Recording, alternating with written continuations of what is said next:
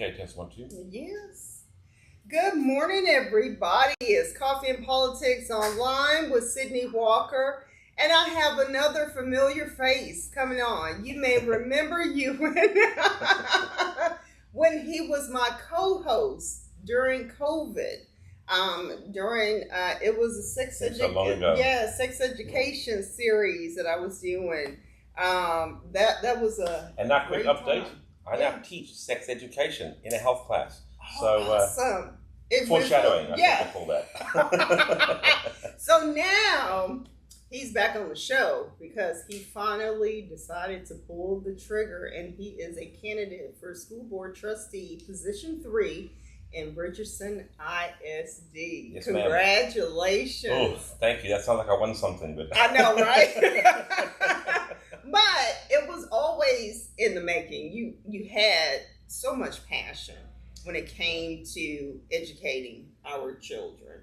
And when we met, you were at Holland Park ISD, I believe. Yeah, that's been that long, Yeah. 7-8 years ago. Yes. Had you on the show at the African American Museum. Great times. Enjoyed those. Yes. So long history. And I am so excited to have you back on. Thank you. Don't forget us little people. When you're a school board trustee, still come back and co-host from time to time. Yeah. I've got to keep up with your exercise regimen because I'm still the same, me. Yes. You've become a little lesser. Yes. I say a little. I mean, I will tell you, we're getting ready for a sub 3 5K. Well, let me tell you a little story, if I may, because this wonderful lady right here said to me one day, I think it was your Peloton 900, right? Yes. Is that right? Yeah. Oh, yes. Oh, yes. So you see me, I'm not a small gentleman. So, and she said, look, come celebrate at North Park Mall at Peloton. I was great. Okay, awesome. We go out there. I didn't realize I would be riding with her. And so I thought, well, how hard can that be? 30 minutes of riding. At one point, I'm riding like this, just trying to keep up with pedaling. And I just thought I was crying because I just see the stream of water going to the floor. And I realized, no, that was coming from my bald head. That's what I remember. Triggered. Forever scarred. But that's why she looks like this, and I look like this. And that's why I was trying to get you to become part of that misery cult. The misery cult. Yes. Yeah. Yes. Sure. Yes. Teaching because misery loves company. Sure. And we love it so much. But they have expanded a lot. Oh, really? So they have a rower. Yes. Excellent. I'm on the market for the rower. And they have, they always had 5K, 10K, half marathon programs. Oh, the little treadmill? Yes. Nice. But they have the outdoor content. And they also have a High Rocks 12-week program. So I'm kind of curious to try that out after I've done my sub 30 5K, which I'm hoping that the mayor will be able to run with me. And for those who don't know, the mayor is the dog. Yes, the Ridgeback. Ridgeback. Yes, and you have to meet the intern. We'll have to. Oh, there's an intern coming. Yes, there's an intern. She's learning very slowly. She's I look learning. forward to that. Yes, but Thank anyway, you, that'd be awesome. Yes, so that's just a little intro. And by the way, I have dropped about 20 pounds of block walking. So let's go. Run for office. It's a good exercise program. Yes. So let's go all the way back. So way back, because you provided tutoring for my daughter. This is how much I trust this man with my children, my person. So for me, he's a logical choice to be a school board trustee.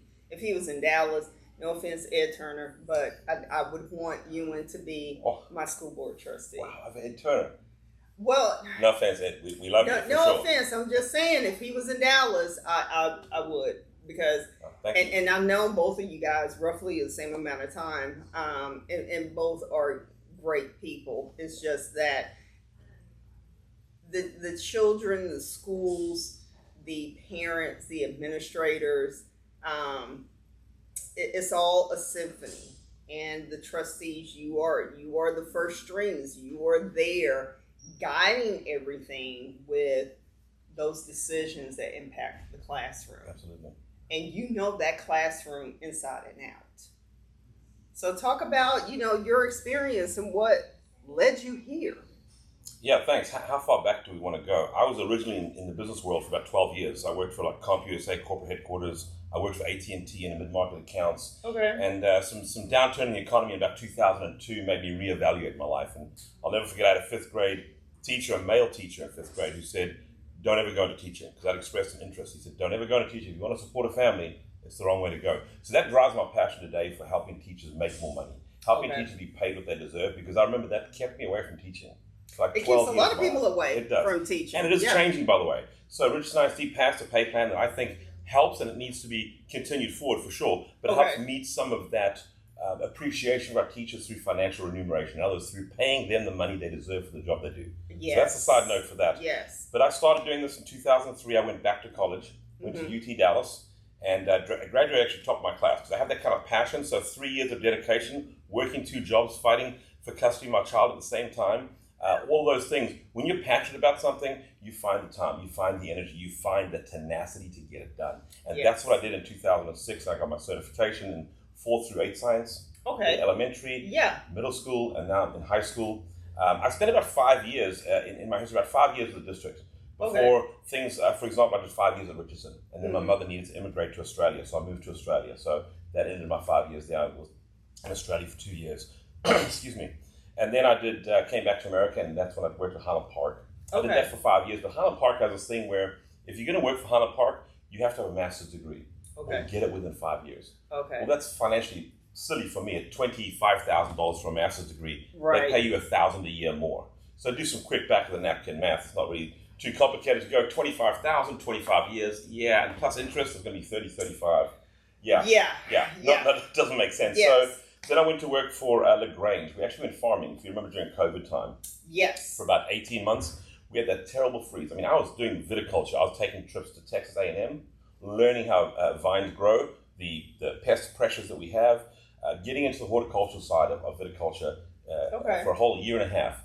And then that Valentine's Day, 2021, that freeze came in, and all my 900 vines had been grown, hand-cut, hand-bedded, hand-raised, and they were gone. So my wife and I, who's also a teacher, by the way, 27 years in pre-K, and I always joke that she has, I do joke she has a certain set of skills to deal with me, right? She's dealing with 4-year-olds all day, so she's not going to get to me all day. So there's some of that, for sure. There's truth in that. Oh, but the kiddos, they are sweet. They are sweet. They are. She's just off camera, by the way, for those at home. So your little audience, thanks for coming, guys. Good to see everybody. So the last 5 years I've been working in a local district. I try not to dox myself with that, because in Highland Park, when we had some of the things that I stood up for in education, that some of the things I believe we're doing wrong, my principal got emails, some nasty grams from people saying, hey, who's this doofus out here doing this kind of work? They didn't use those words, but I'm being kind. I mean, I get called a Nazi and a fascist, and I also get called a commie pinko, and a number of other names. We'll keep it PC, but it's like, let's stop the name calling, folks. You know who you are. Don't do it. It doesn't add to the conversation. Come in person and have the conversation, because that's really where you can make those changes and those inroads there. So you took it head on to just say, we're not doing things right. So what were you finding were the opportunities that we needed to make some changes? I know it's such a loaded question. It is very loaded, because I have to go back a little further in time now to my upbringing in South Africa. And for those who remember, South Africa in the 80s was a political hotbed for anti-apartheid movement. I went to all white schools up until the 11th grade. And the only reason that changed, by the way, so this is something about not to know, because I don't share it often, because painful memories or painful experiences in the past is not something you readily put out there. And so my mother got remarried, and my stepfather was not a very nice man. And we had a falling out. I'll spare the details, but he actually kicked me out of the house. He said, get out of my house. My mother had 4 other children to worry about. So we managed to find a friend's place to stay at. But if you've ever had guests in your house, after like a week or two, you're kind of like, hey. And you start to wear out your welcome. And you love them. Like, those are your family members. So I experienced a lot of that. So I'd couch surf from house to house. I'd sleep in parking lots on top of malls. So food insecurity, some of this comes from that, to be honest. Or just a good excuse, either way. Just stressful overall. Stressful living. And when you sleep out in the streets in Africa, it's not just the robbers you have to worry about. There's other maladies that will come your way, other things will predate on you besides humans. So you have to worry about some of that sort of what's my safety? Is this park that I'm sleeping in, is this going to be good? Is it going to be a bad dog? Is it going to be a wild dog? That type of thing. And so fast forward. Go ahead. Yeah, go ahead. sorry. So fast forward through that. I was going to drop out of school, and my father said, well, he was living in America at the time, had no idea I was homeless. And he said, go out and take a look at the school. So I went to a boarding school. Well, I'll circle back around that concept later. But I went to the boarding school, and I looked around, and I saw teachers who were passionate, teachers who invested in their kids, teachers who loved to do their job, and they were going to give me 3 meals a day and a bed to sleep in at night. And I thought, at 16 years old, this is my last chance to make something in my life. Right. Whether it was or wasn't, as a 16-year-old, that was my thought. Right. And so I went in there, and it changed my life. It really did. So much so that my senior year I ran the Comrades Marathon, which is a 55-mile marathon, ultra marathon. Yes, it is. 10 and a half hours, because my mind had just become like razor sharp to that point where I was like, I can focus on anything and do it. Before I was just trying to survive. Now I'm going to thrive. And that was the difference for me to get out and do that. Yes. That's the lesson I bring with me every day to my classroom, every day to what I'm doing in politics, every day what I'm doing with the school board, every day I'm interacting with people is, if you're passionate about something, you'll find a way. But it just illustrates Maslow hierarchy of needs. Food, clothing, that first level being taken care of took the weight off of your shoulders where your mind could just focus in on being better. Yeah. And achieving something fantastic. Absolutely. That is amazing. I did not know that. Yes, that's just a small snippet of where I get to then fast forward to what we see in school today. And I'm always thinking, if anybody knows me, I think 24/7. I'll wake up at 3 a.m, think I'll reply to email or text or whatever, right? Any time down, my brain is just working. And so I started looking at education. And I hear a lot of people complain about education this, education that. Right. So what is the problem? What is happening in education? Well, number one was teacher pay. And that was something that I thought about for long and hard. We talk about compression, where a 30-year teacher was making $6,000 more than a new teacher. And that's just not sustainable to keep people in the classroom who have experience. Right. And so I worked to think, how's there a way we can fix that? And I contacted the superintendent, I contacted the head of HR, we got down, we had meetings, we talked about it, and the biggest question was, how do we afford it? Right. Because in Richardson ISD, it was about $24 million to give a $1,000 per year raise. So that now a 30-year teacher and a new teacher would be a $30,000 differential. Which you would expect. Right. Right. And so the superintendent, Brandon, by the way, shout out, she had a really great meeting on Thursday night. And I say great not in the sense of like it was good, but just looking at we have to right size our budget. And we'll come back around to some of those challenges in education. But looking at the teacher pay plan, they modified it and changed it up a little bit. Brought it before the committee. That was in the subcommittee for teacher pay and retention in RISD's budget, Community Budget Steering Committee. I love these long words. Right. For sure. And we brought it through there and it passed through there. And then it was brought to the school board. And I did some work in the background talking to school board members that I'm friends with. And I use that in the vernacular term, not in the, we're not hanging out at birthday parties. Right. But I'd worked with them over the last 5 or 6 years of their tenure. To persuade them this is the right thing to do. Yes, and to help them talk about some of the financial cost to it, because at the $24 million cost, and then they reduced that to about 19, that was still higher than I think it was 13 was the proposal at the time. Okay. So where do we find that? Yes. You've hit the nail on the head? Yes. Middle management. Middle management. So if you look at education over the last 20 years, you will see admin upon admin upon more admin. Yes. So in RISD, I can speak about those numbers because I know those. We had 1,000 new hires, 1,000 new positions between 2017 and 2023. Okay. How many were admins? So 300 were bus drivers. Okay. Remember old Huffines, right? He's running, I think, for comptroller now. Yes. It was the Dallas County Schools with the buses. Yes, with the buses and the camera controversy. And so they dissolved Dallas County Schools, and that went away. So all the school districts had to absorb that. Yes. That's 300 bus drivers for Richardson. Okay. That's real money, real people, for sure. Yes, it is. And about 200 teachers, and a lot of those were special ed aides, classroom aides, teachers, specialist teachers, that kind of thing. That's about 500 people. Right. So the other 540 were things like academic coordinator, and assistant coordinator, the coordinator's coordinator, and assistant superintendent, the assistant superintendent's coordinator for the administrative reckoning of how they perform the function of getting the paperwork from one. Anyway, I joke a little bit, of course. But there's a lot of admin going on there, a lot of bureaucracy, and that's what bureaucracy begets more bureaucracy, because now these positions become vital for the function of the school in some way that we have yet to ascertain. So perceived. that they are. Perceived, indeed. And so some of that savings has come in. And when I gave a shout out to Superintendent Branham for the work she and her team have done over the past several months. I think they started in August looking at the budget. We cycle budgets by the year in school, and you're really looking at next year's budget about 8 months before the next year. So back in August, September, October is when they start ferreting out what's the budget looking like, and that's when there was a big red flag. Hey, we're $54 million in the hole. Yeah. That's not a small amount. It is not. So they had to start looking at that and finding cost savings here and there, reductions of programs, things like simple things, providing food for meetings, committee meetings. Mm-hmm. We're going to dial that back because that's a figure that costs money, and when you have a lot of committee meetings, it adds up. Yes. It's not tens of millions or anything like that, but it's still that little bit extra. You have to be fiduciary responsible. Well, and just really, it sounds like y'all were really starting to dial in the dollars on what us parents, us community, us voters say we want, and what is important for the up and coming society, the children coming up, and making sure that they can read. What? They can compute math without having to have a calculator. Stop it. No. Yeah, no. Right. Heresy, I tell you. I know, right? But look, I'm a troublemaker just like you. No. I disavow that comment. Disavow. Start again. Okay. He's not a troublemaker like me. Can we cut this? Yeah, I am the head troublemaker in charge, I think, on the planet. How about that? And I'm constantly trying to recruit, and everyone who's smart goes, hell no. Oh, that's great. That's great.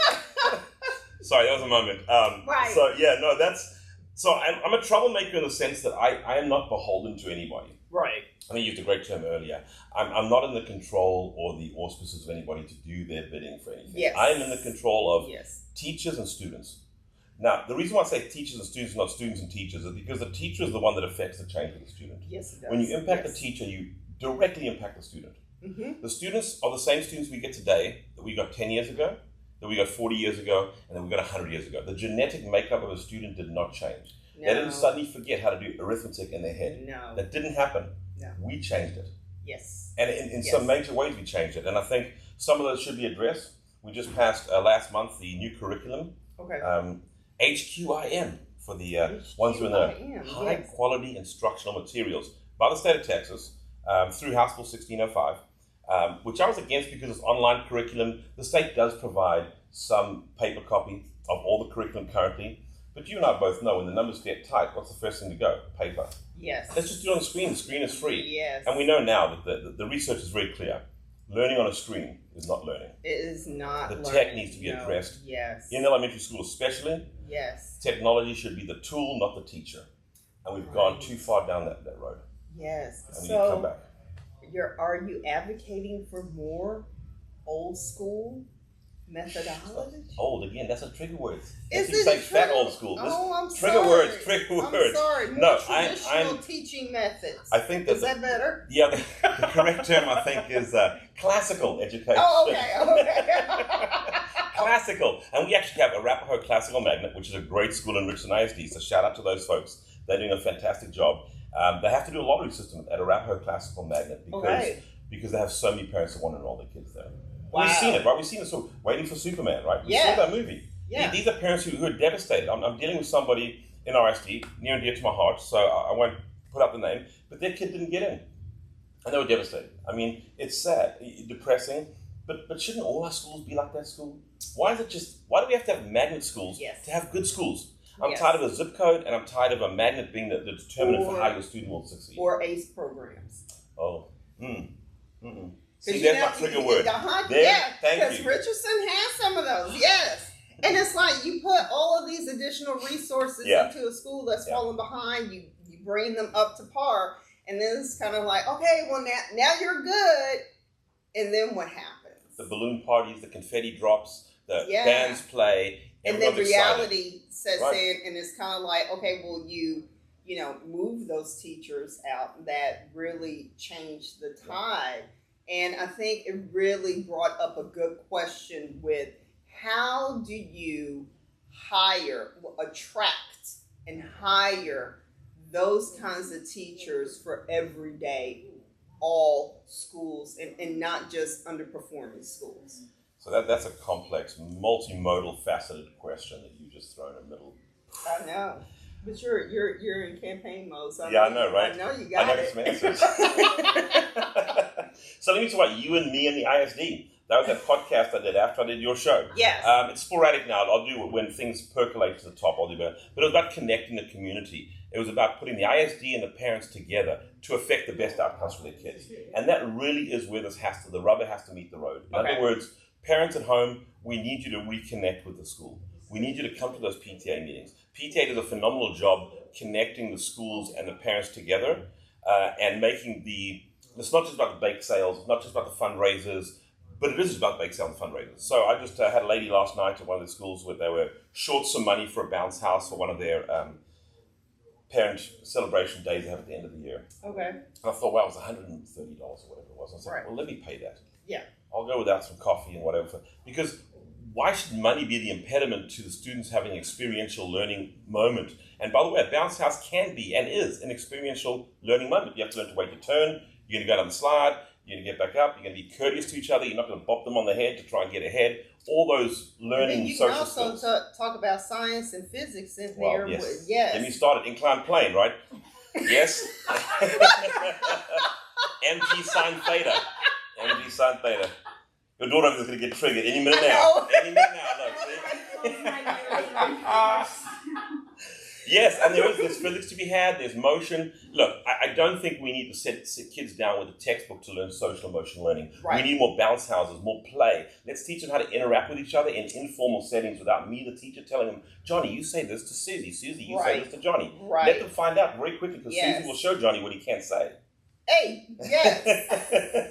That's some social, emotional learning. To learn how to have boundaries and enforce your boundaries. Yes. And then FAFO when you cross somebody's boundaries. But, you know, I was brought up in the 70s, and so bullies got challenged. So, you know, now bullies get talked to, and the child or victim of the bullying is one that ends up with legal trouble, which I think y'all need to reevaluate that because, look, you knock a bully out, they leave you alone. True. Conversations aren't handling it. I won't relate that to my campaign, I promise. Yes, I do. I digress. No, we do not advocate violence for sure. But back in the day, it was a slightly different time, and so we have to fast forward to today. What methodology works? And one of the things I would like to see us do in our elementary school, one of the things as a trustee that I push forward is to have an AM and a PM recess for our kids. The little guys need to get out there on the field, get some of the energy out. Like the mayor. When you're going to run the mayor, what's going to happen? She gets cranky. She walks to the dining room table and then huffs. Very similar to my kids, actually. Yes. So AM and PM. Yeah. Yep. 20 minutes minimum. Because we get back that in spades on the instruction side. Because kids won't have that antsiness when they're trying to sit in a chair and get, and then practice. They can actually get some of that high-end sugar out of their system. Well, you know, now you have me reflecting back to my time. I mean, and I was good with being in the classroom because I was just a nerd. And I would draw, I wrote stories, I tried writing books, all this kind of stuff as a kid. So me in the classroom and sitting in a chair, that really didn't bother me. But I remember some boys in the classroom, it was like no matter what, they were always in trouble. And now, thinking back, it's like, what could it, them being outside, running around for 15, 20 minutes, could have redirected them, given them that fresh air, that vitamin D, come back in and get them refocused, whereas some of us didn't necessarily need to have that. Right. 100%. But that is a great observation, and I hope that it gets implemented. Well, that's one of the things we're actually looking at. So, and I don't like talking about things until they come more forward, but we're doing a tri-governmental entity committee right now with Richardson, the police department, and the city with the social services, getting counsellors involved in sitting down in this committee setting and discussing what the issues, discussing what the issues are with our boys. So we're focused right now on boys, at least I'm focused on boys programming. Okay. Our boys have fallen behind in every metric you can measure. Really? For example, in 1972, 60% of bachelor's degrees were awarded to women. Yes. Men. Oh, okay. So in 1972, men were getting 60% of bachelor's degrees. Today that number's reversed, and we now have 60% women getting bachelor's degrees. Okay. But in 1972, we brought about Title IX to help address some of those concerns, because it's not right that a supermajority of one gender over another is getting an advanced degree or a bachelor's degree. And all the data shows, of course, if you have a bachelor's degree, your long-term earning capacity is increased. Not to say that, of course, the second part of my focus is CTE, careers in technical education, those hands-on artisan-style skills. Also, in fact, I think today plumbers make more than teachers. Yes, they do. And in fact, my air conditioning guy who came out last year, I was going to say HVAC. He's been doing it 6 years, and he was making about $15,000 a year more than I am. And I've been doing this 23 years. Well, back then it was 17, but close enough.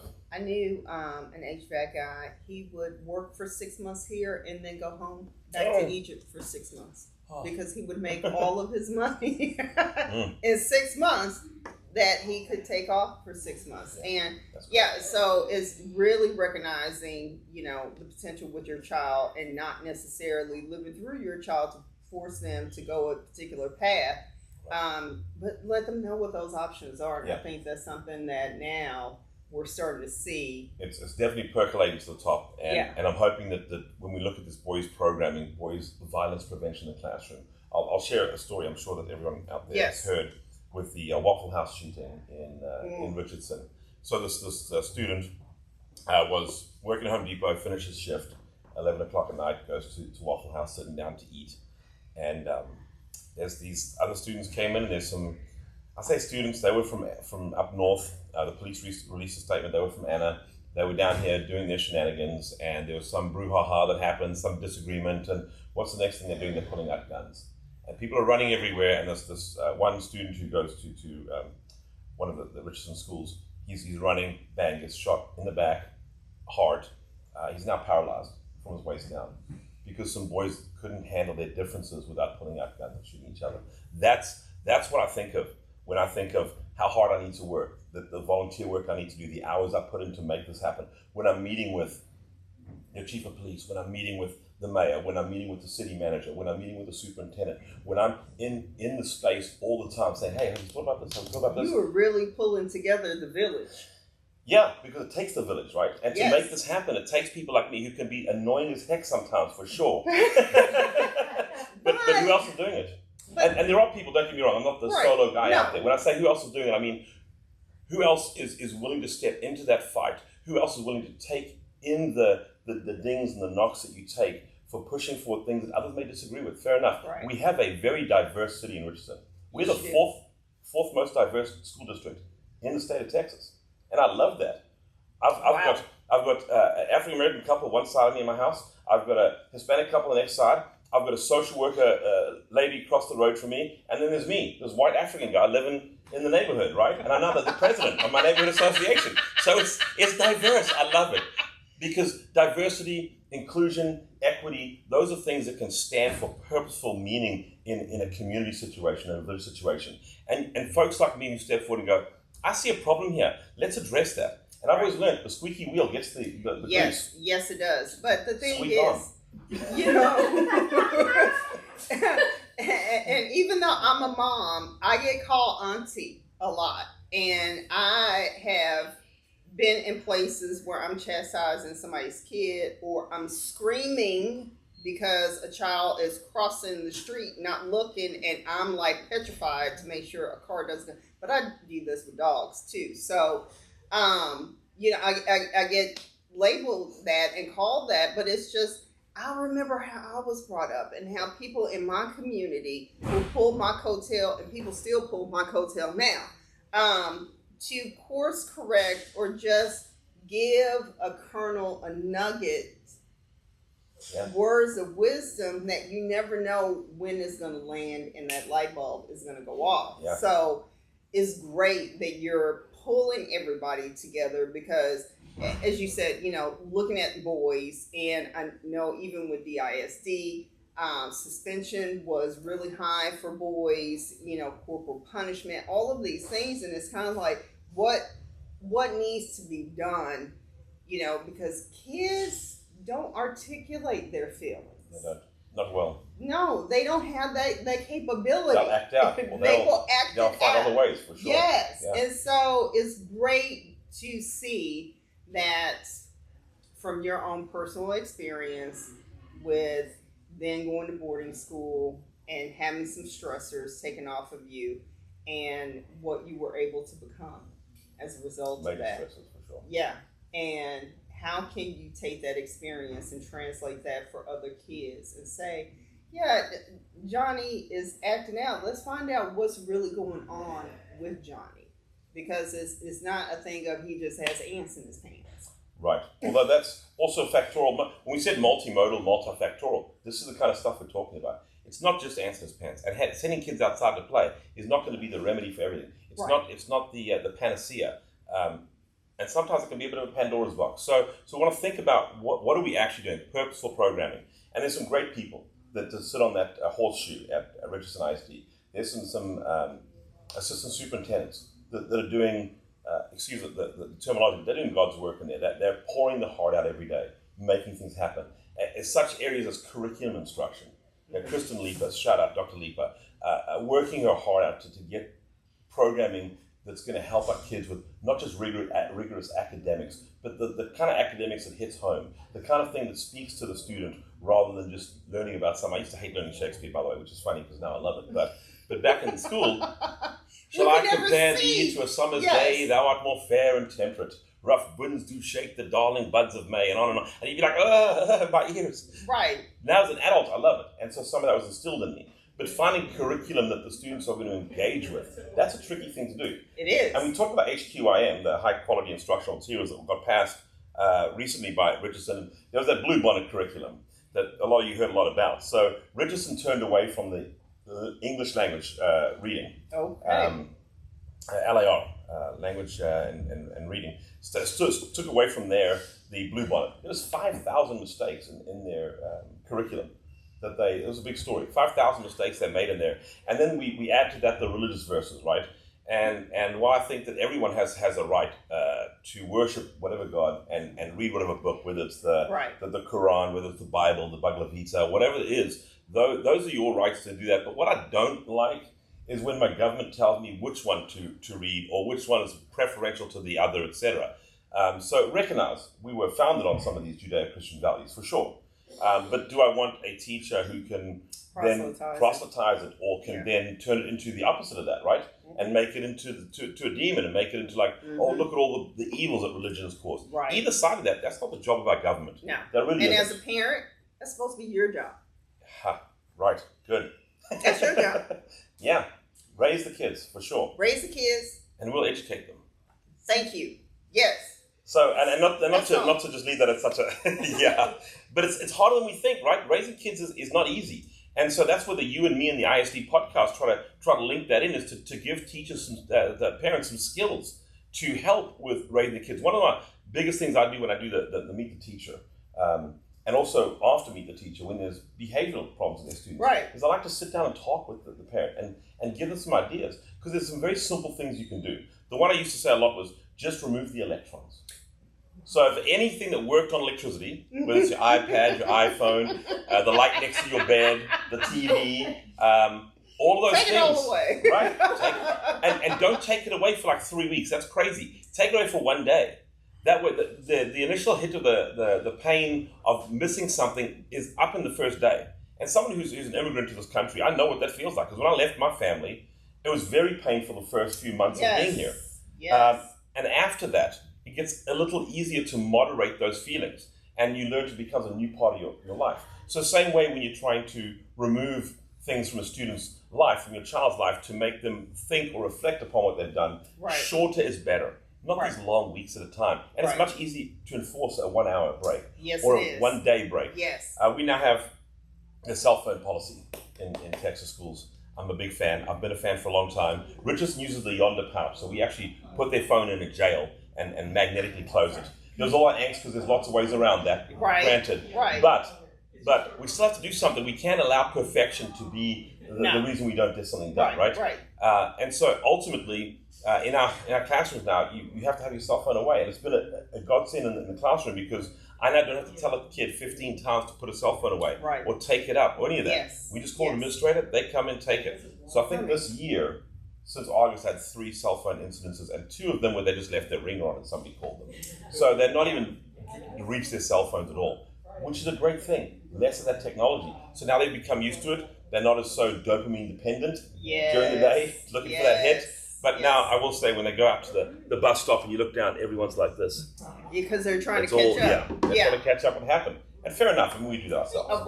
Right. So all those things, the multiple moving parts, I talked earlier about being an advocate and being a squeaky wheel, and that's true. As an advocate, that is my job, that's what I do. But as a trustee, that has to change. And so I told my wife, we spoke about this many times, is how the role changes.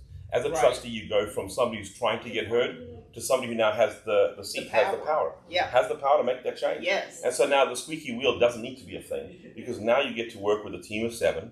You get to share ideas about where the district should go in concert with the superintendent, of course. They call it a team of 8. And the superintendent will say, here's the ideas that I have. And so I've always been curious that on a group of 7, there's very few teachers. In fact, our school district has 0 teachers. Now, one of our trustees used to be a teacher, used to be a principal, and now works in Region 10, and she does a fabulous job. Okay. She is the biggest advocate for teachers on that board. Does really well with that. Another trustee advocates for benefits for teachers, like our daycare program. Can you imagine? We in RISD now have 3 daycares for our staff, where they can send their students. They pay $150 a month instead of $900 to $1,000 to $1,100 a month. I haven't had little ones for a long time, but I know it's expensive per month, right? It is expensive. But we now have that for our teachers. So that's one of those ways to attract that talent to our district. Yeah, I was going to circle back to the pay. Yeah. And the benefits. Because it is no longer just looked at as a profession, and y'all can come at me if you want to, because teaching was predominantly female. And also those that can't teach and start attracting people that actually want to teach and not see this as, well, I can't do anything else. So as a result of that, what kind of teachers are you guys seeing now? Or people applying for the teaching roles? Do you got more loaded questions back there? I know, right? This is why she causes trouble. No, seriously. So good stat, by the way. I did some research on this recently. And do you know the teaching has become more female in the last 50 years? So in 1980, can you guess what percentage of teaching staff were male in 1980? 73%. No, 29% male. Really? It's always been female dominated for sure. Oh, okay. 29% male. Okay. Do you know what that figure is today? No. 20%. Really? So we've lost 1/3 of our male teachers. And some of that you see in the behavior problems we have at schools, just because men have a certain approach that they do that's a little different to women. And again, please, I always tell my kids I'm teaching health and leadership, I'm painting with a broad brush. So just like you don't come into Sydney, don't come at me for broad generalities, for sure. Right. There's efficiencies to be had by talking in generalities. So let me preface that. But folks like myself, I mean, I feel the pressure a lot of times to go do something else. I mean, I have friends who say, I could walk out of I make $74,000 a year. I could walk out of that job and find a job in the 130s to 140s without even trying. Yep. Especially with my background and my degree and my experience in corporate America. But I stay in it not because I never did it for the money. I've had good money, and money just buys you more stuff, and stuff doesn't love you. It does not. The technology gets old. I mean, I went through, and my wife actually came up with this great idea, was to put a montage together of student comments and notes and stuff over the years. And I've got filing cabinets full of stuff the students have given me. And it's amazing. It sometimes brings tears to my eyes, because that's a life you impacted. And if people go to my campaign page, the Euan Blackman for RISD, they'll see some student comments and some parent comments. And I'm slowly putting testimonials. Yes, I had my hair cut by a former student's dad. Right. They are immigrants from Brazil, and great family. They were twins. So shout out to Leonardo and Douglas. Good kids. They're now 30 years old. They have their own kids. And I connected with them on FaceTime, and he was just like, oh my gosh, he's now a teacher up in Allen. So he's a choir teacher in Allen, a fantastic teacher. It really moved me to see how much you were passionate about your students, like I was with him, and that he took that and he morphed that into his own career as a teacher. And so that was for you, Leonardo. You're doing a great job, and your kids are fantastic. So that's my little yes, sideway. That is, I mean, I remember all of my teachers that were impactful. Miss Ray for kindergarten, Miss Roberts for first grade, Miss Lewis for sixth grade, Felicia Brooks at Skyline, had all 4 years, Mr. Baker, my last year. They stay with you forever, like 30 years. I reconnected with Miss Brooks, and I was just like, I hope I made you proud. Because that's how we feel when we come back to you guys and want to show you what kind of impact that you've made with our lives. So I can only imagine having you as a school board trustee and you really digging into those numbers. Because that budget is going to be it's the driving force in what happens, and getting creative on delivering the messaging and getting the tools that the kids need in order to become wonderful adults. That's the creativity side of it. So let me jump the track here a little bit to Austin. Okay. Our venerable Austin folks. And I don't like partisan politics, but unfortunately Austin works in that arena for sure. Yes. So I'm gonna sidestep partisans, because I'm not running for school board as a Democrat. I'm not running for school board as a Republican. I'm running for school board as an educator, to put that lens on the school board. And that lens I want to take down to Austin. And much like you can take a lens in the sun and you get that little focal point and it gives a little bit of pain, a little bit of burn, I want them to feel some of that, because the way we are running our schools from the financial aspect of things are ridiculous. The average daily attendance and the weighted average daily attendance is nuts. Like, if my student misses one day, that's a $40 hit to my district. Why? Yes. I didn't go away for that day. They don't pay me $40 less for that day. Don't get ideas. The electricity still is used. Yes, it still all works. So we need to change that model to an average yearly attendance, AYA, so that when we start the school year, we're stable. We know how many teachers we have, we know how many students we have, and we move. If there's some major shift for one reason or other, we have a lot of folks that move in and out of a district perhaps, and we need to either add teachers or remove teachers, that we have some of that flexibility to do that. But we already you have have that. the history from a yearly standpoint. Yeah, I never understood. If a kid ended up having the flu and they were out for a week, that money, the school gets penalized for that. Their state plans of mice and men. Yeah, as if, there was less going on in the classroom as a result of that. So that's my advocacy part down there, because I've been down to Austin several times, more than several times. Walked up and down those halls, walked into legislators' offices. And you got to walk past the three people to get to the legislature, and you just walk past them because you got the interns, and you have to go. That's back to that tenacity, right? That squeaky wheel. Yes. And so I want to segue just for a minute if we can. Yes. And this is going to sound conspiratorial, but since the governor has come out and said explicitly what he wants to do, this is no longer conspiracy. See, everything is conspiracy until it's fact, right? Yes. And so unfortunately, when you work in the back rooms and you hear what's going on and you see what's being said, and you hear what's being said, and you see the actions they're taking, then you start to understand the forward-looking picture better. And so a lot of you may have heard that the state wants to buy our school taxes down to zero. That's a true statement. Governor Abbott came out with that a couple of weeks ago. So you got to ask yourself, yay, no more school taxes, that's awesome. Well, okay, so if you're not paying for it... How are we going to fund education? Well, that's one aspect. So they think oil and gas money, they think the business franchise tax will fund that, and there's some modeling that can be done that might support that. But I'll tell you what it does do, it gets rid of the ISD.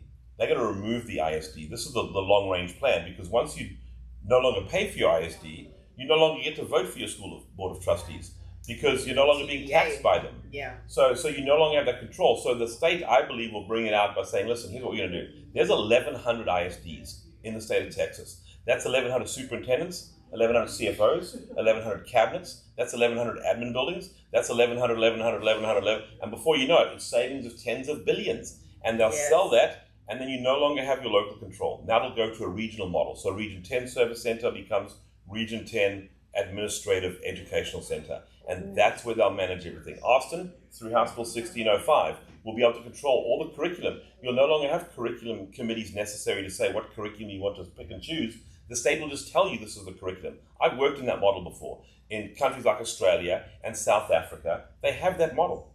That is centralized, state-driven education. And this is where we're going in Texas. If you don't like it, then vote for people who will fight it. And vote for people who not just say they'll fight it and say, oh, just fight it, I'll fight it. Vote for people who actually know what they're fighting about and know what the numbers are and what the law is and what the motivation behind the people are that are fighting that system. Yeah, because, I was raised a Christian home, but again, as a parent, I feel like it is my choice on the religion that my children will be under. And so I do not want to see curriculum slanted towards just being a Christian school.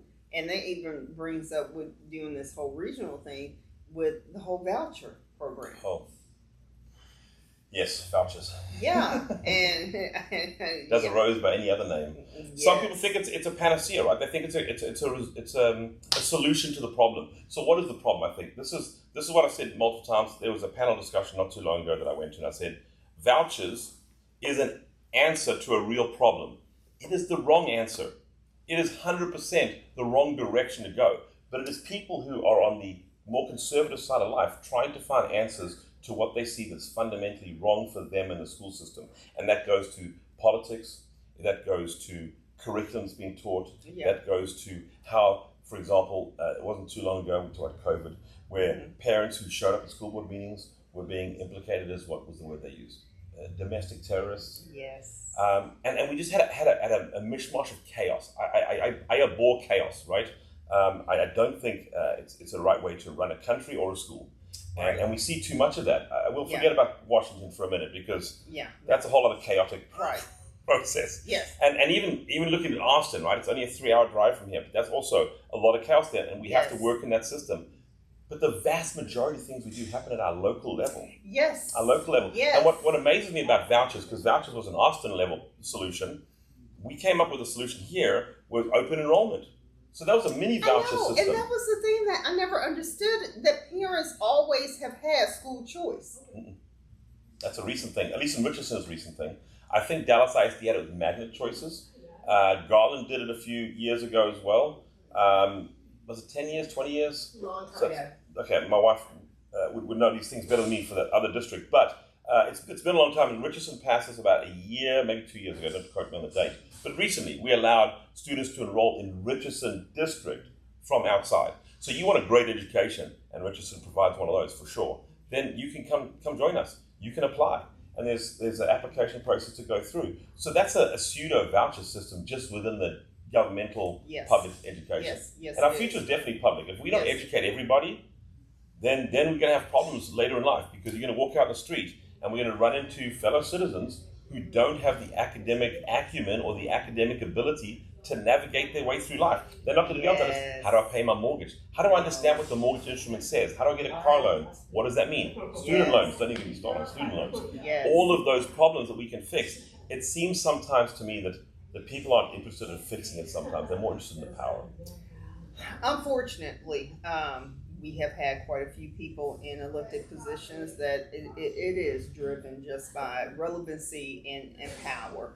And, we just need to, I'm all about burning down the town and starting all over sometimes, because that's what you need. Of course not. Of course. I am the head troublemaker. We don't need no water. Let the burn. I'm about let's go. Water. More water. Yes, he is about, let's make sure that we have fire retardant materials here in the building. Sure, the school is on fire. Yes. So I get it. Yeah, but the thing is that, collectively as a society, what do we want? Our children are the bedrock of the future. They are. So what do you want to put into them? And I always gripe at my people that are property owners and saying, participate in school board elections, go to school board meetings, go to agenda meetings, because you are paying into a system for future people to become workers that will take care of you in your older time. And I'm not just talking about healthcare workers. Yeah. We're talking about everything for your bankers, supervisors, CFOs, CEOs. It all trickles down. It spreads out everywhere. So we have to make sure that we're putting the best that we can for our kids. But hats off to you. I knew it was coming. I knew you were. I knew. I had a little citizen thing I had to do first, right? Yes. That was a long. Let me tell you, my heart goes out to immigrants. Let me tell you, being one myself, of course. Yes. It is a arduous, convoluted, and complicated process to become a U.S. citizen. I have held a green card for 35 years, so it had been a long time. The required paperwork. Now, you might know South Africa went through apartheid change. Yes. I departed South Africa in December of 1990 when I graduated high school. I was merely 18 years old, much different back then. But Nelson Ronald Hloslo Mandela, had only got released from prison 6 months prior to my leaving school. The ANC, the UDF, the Inkatha Freedom Party, they were all still banned as political parties in South Africa when I left.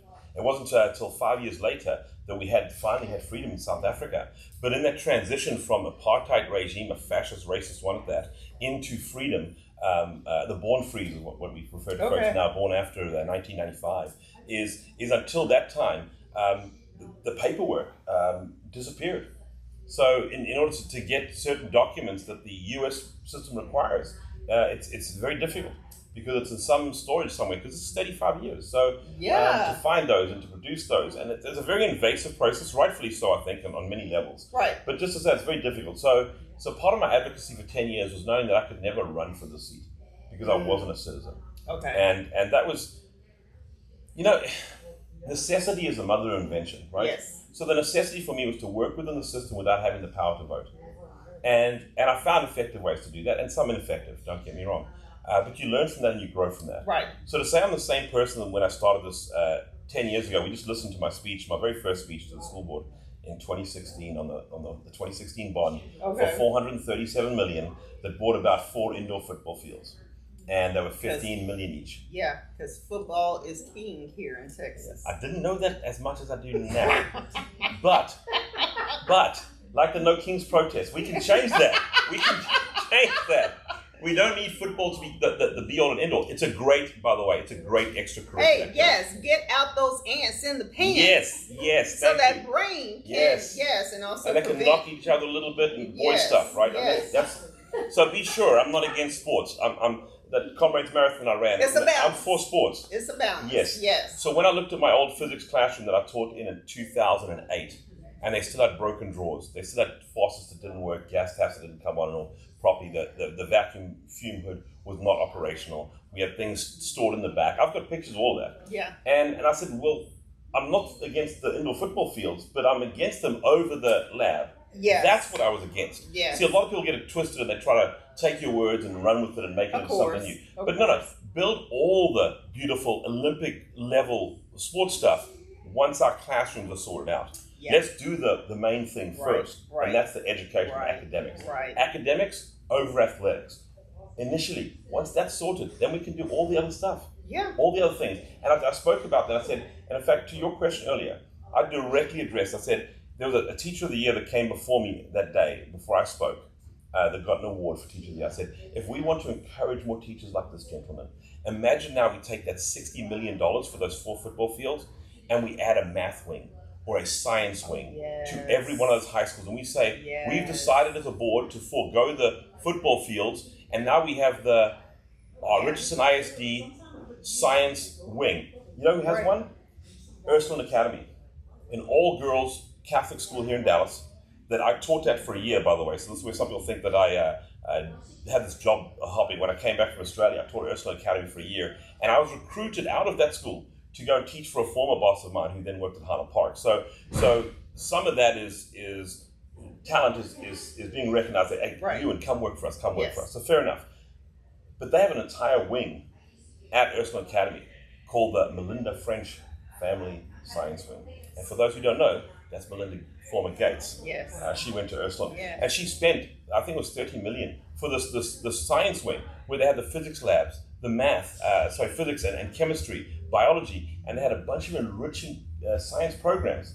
And the girls coming out of Ursuline are science-enriched people. They have some great science skills. Yes. And if we did that at Richardson ISD 10 years ago, imagine where we'd be today. I know. But these are the things that, and I failed at that. I presented my argument and didn't win. Fair enough. That's the process. Just like this bond we just passed, $1.4 billion. I was in the back room advocating with several other bond members, by the way. So it's not all I. But I'm trying to express it from my personal perspective as to what was happening. Yes. So please don't get it twisted that I'm somehow saying, well, just me. I am working quietly in the background 99% of the time. The only time that it comes up to the foreground is when things like this, we're having these discussions. Right. And we proposed reducing that to, and we did, we had several specific cuts to that bond and we reduced it down to 1.2 billion, so 200 million savings. But unfortunately, we live in a democracy, so there were 32 committee members voted, 10 voted to say let's reduce it, and 22 voted to. So the consensus was we're going forward with the 1.4. So okay.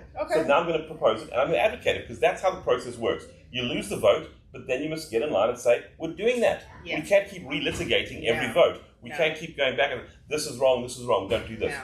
2016, the bond passed. We built indoor football fields. Yeah. But I still get to share my experience with that and say, can we imagine what could have been done? I can only imagine. Yes, but that means going forward, if you want those items in your school district, you must get involved and advocate for that. Yeah, for sure. You know, it's great that Ursuline has the science wing for the girls, because typically girls are not steered in that direction when it comes to math and science. And all students should have that exposure, should have those opportunities, should be able to make those choices and participate in their learning. But we as the adults have to provide them with the environment that allows for that. 100%. So 100%. And that's the thing, is at Highland Park, I grew my program, my program is obviously College Board, the pre-AP classes. When I first got there, we had about 80 students. When I left, we had 190 students in that pre-AP physics. Pre-AP physics, and 65%, because I counted 65% of my students were girls, females. Wow. 65%. Because when you're an enthusiastic teacher, it's not gender based. It's not like, he's a male teacher, I can't relate. Yeah. It catches fire. You feel the energy. Yeah. And I'm passionate about what I do. I love what I do. And that's what I want to bring to the school board, is that passion, that love, that dedication. And by the way, I'm not saying the school board doesn't have that either. There's a lot of passion. You're Euan. That's and for everyone that knows him, and for you guys that are in Richardson and you have the opportunity to vote for District 3 and Richardson ISD, it behooves you to get to know who is running. And that's why I provide these opportunities where there's not the pressure. There's no performance. It's just, hey, let's just have this conversation about what's going on, the opportunities there, what have you done, and people can see the unfiltered you. Yeah. And most of the time unfiltered, unfortunately. Sorry, but I will have a better filter going forward. You have to, right? This is the role changes as your position changes. Yes. And it always has. Always has to. Yes. And continuous growing there. So I will say that the students, the teachers would be very fortunate to have you as a school board trustee. So as we're concluding this, I will be giving my endorsement for Euan here. Again, like I said, I trust him with my kiddos. Even though Hedera, physics, it was just painful for her. And some subjects are that way. I was that way with inorganic chemistry. The knowledge was there. It just took a little more clicking in my brain for it to be able to come out of my mouth. Yeah. So to know that the patience was there and the recognition of, some of the blockers. And as a school board trustee, you have to now not be so myopic with your view and really come up high and see, but still be able to say, here are the opportunity spaces that will then provide an impact on that small view in the classroom. Richardson, y'all need to turn out for this young man. Thank you. Y'all do. I hope you will vote for me. I'm Yes. here fighting every day. And I'll continue to. Thank you so much for that endorsement. That was yes. Fantastic. Thank you so much. I'm proud to do that. I don't often do it. Right. But over the years, I have just seen an unwavering passion. You have not changed on anything as far as your advocacy for what's best. And that's what's needed. So again, thank you so much for coming on. Thank you for running. Richardson, get out there. May 2nd is the vote. Early voting, April 20th. So yes, we need those votes. All right, guys. Thank you. Thank you so much. Next weekend, because I did not take off here. This was Good Friday, Easter weekend, and I came out just for this man right here. So I will see you next Saturday for a nonprofit discussion and continue doing the advocacy of what the voters need to know, what you as a community need to know so you can participate and make your local government responsible and accountable to what you want to see locally. All right, guys, you take care. Thank you.